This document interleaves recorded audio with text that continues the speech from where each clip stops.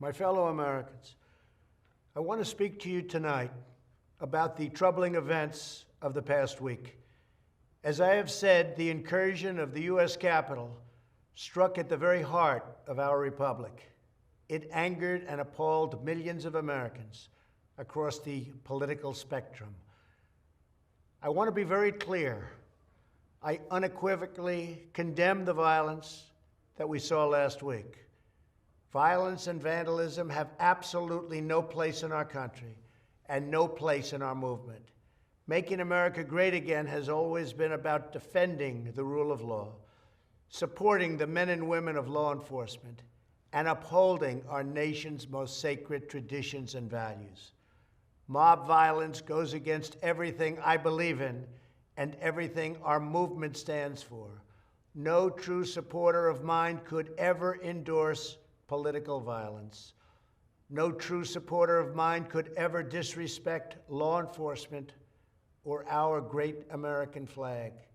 No true supporter of mine could ever threaten or harass their fellow Americans. If you do any of these things, you are not supporting our movement, you are attacking it, and you are attacking our country. We cannot tolerate it. Tragically, over the course of the past year, made so difficult because of COVID-19, we have seen political violence spiral out of control.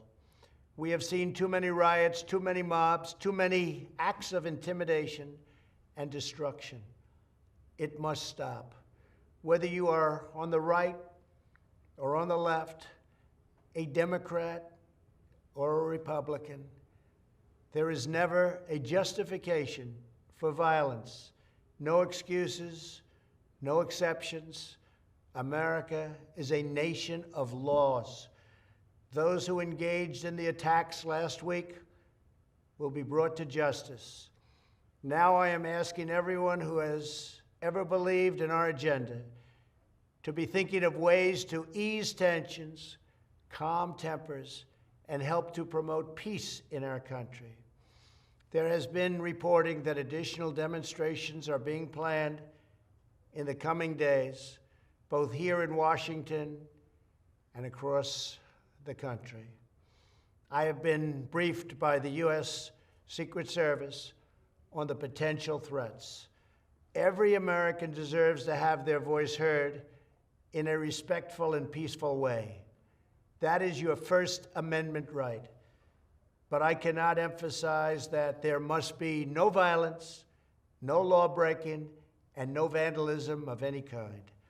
Everyone must follow our laws and obey the instructions of law enforcement.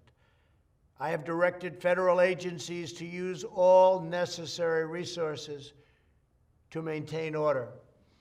In Washington, D.C., we are bringing in thousands of National Guard members to secure the city and ensure that a transition can occur safely and without incident.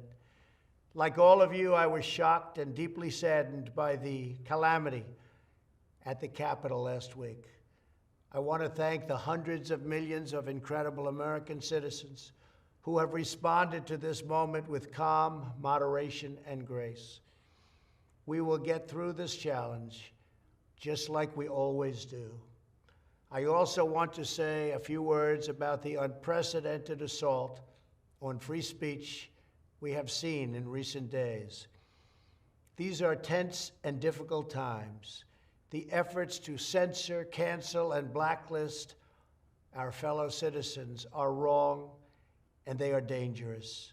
What is needed now is for us to listen to one another, not to silence one another. All of us can choose by our actions to rise above the rancor and find common ground and shared purpose. We must focus on advancing the interests of the whole nation, delivering the miracle vaccines, defeating the pandemic, rebuilding the economy, protecting our national security, and upholding the rule of law. Today, I am calling on all Americans to overcome the passions of the moment and join together as one American people. Let us choose to move forward united for the good of our families, our communities, and our country. Thank you, God bless you, and God bless America.